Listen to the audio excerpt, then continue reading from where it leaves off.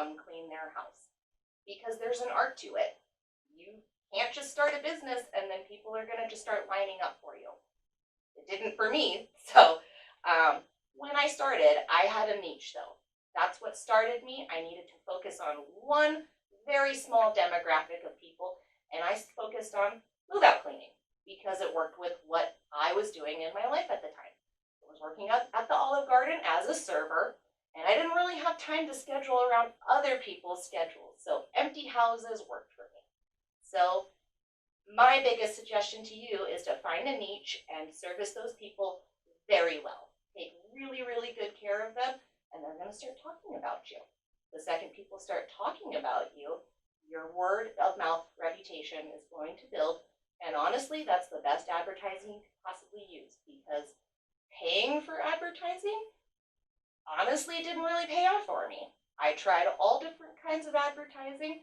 I tried video advertising through the Chamber of Commerce gives you a package about $2,000 worth of advertising through video for TV commercials and Gazette ads.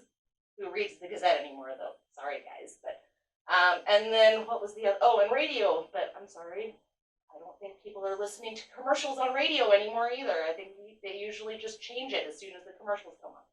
So that didn't work for me. I didn't have anything come of that.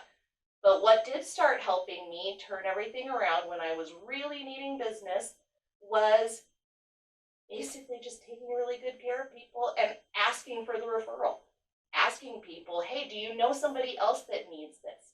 And then they would say, hey, I actually do know somebody that needs your service, and you do such a good job. So it just kind of spread from there. It did take time. You do have to be patient about it. Not everybody grows like lightning. I mean, what did make a huge difference too was networking. As soon as I joined Biz to Biz and told everybody what I was doing, instead of just kind of keeping it to myself and keeping it to my small group of friends, I expanded my network and went back to the network that I already knew a little bit, because I was already in sales before and had utilized that network a little bit. But as soon as I told people what I was doing and asked for help, it exploded. So you need to be intentional with where your marketing is and where your networking is. And for me, Biz to Biz worked.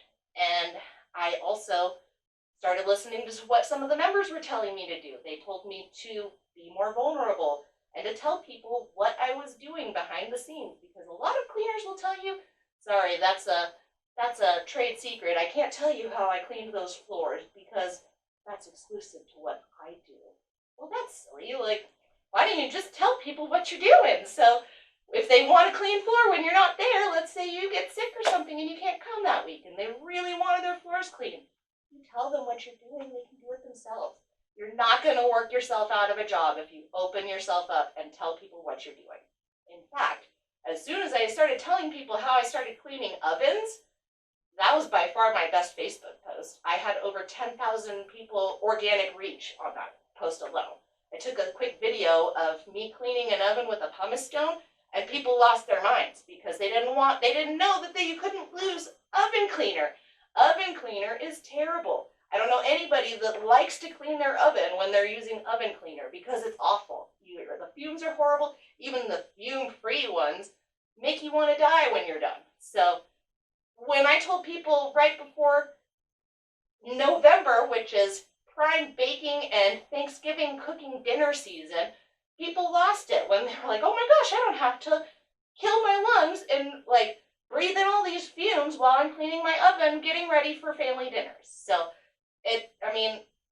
I thought it was just a simple trick, but when I told people what I was doing, they just thought it was the most genius thing ever. So expose yourself. If you have a secret, tell people. It might be simple to you, but maybe it's life-changing to somebody else.